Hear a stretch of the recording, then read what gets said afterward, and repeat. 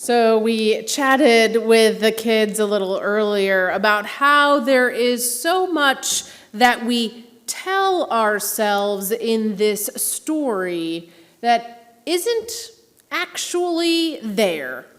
So as I was going through this season, I thought that we could have some fun.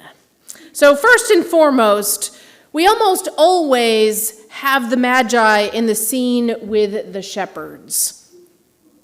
Nope, not accurate. So we always have them sort of all in one space, but they're not really. So coming soon to a creche near you. Along the same lines, for the whole 12 days of Christmas, we're not there yet.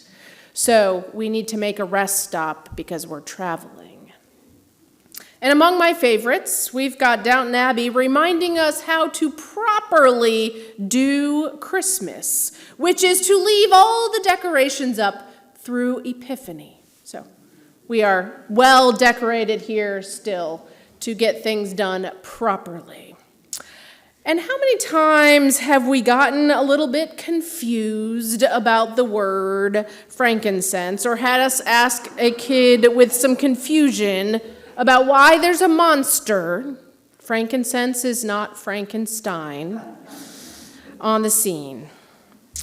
And then we get that they come to worship. It says, when you are late for Mass or church and trying to sneak out without being noticed. They're always sort of hunched over, and as the kids reminded me, and we've got the one magi giving the gift to the wrong spot.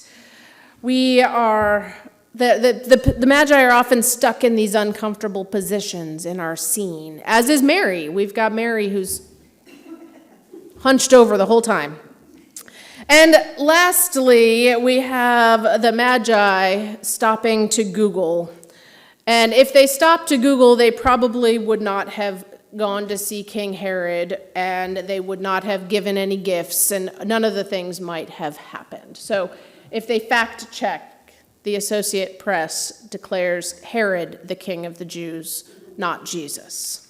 So just a little bit of fun that I was seeing through my social media this season. And Epiphany, we can certainly have some fun with it, right? But it is a feast day. It is a day to celebrate. And it's a day to consider that story that we have where these folks from afar, foreigners who've traveled a distance, there's a lot of things we don't know exactly, but they've traveled a long way. It's been a dangerous journey. We've got King Herod doing some tricky, sneaky sorts of things to visit Jesus. They didn't have a GPS. They didn't have a map. They had a star, the story says. And we, too, have a star. We, of course, follow Jesus, our star, but we have a tradition also of a star word. And in a few minutes, we're going to gather for communion, and you're going to have an opportunity to get a star word for the coming year. Now, this star word is sort of a nudge for us, if you will, because we don't pick the word picks us, or God sort of nudges us toward a certain star that we might need, and it can provide us with some inspiration. It can challenge us. Some of us, we might look at that star and immediately think, oh, no.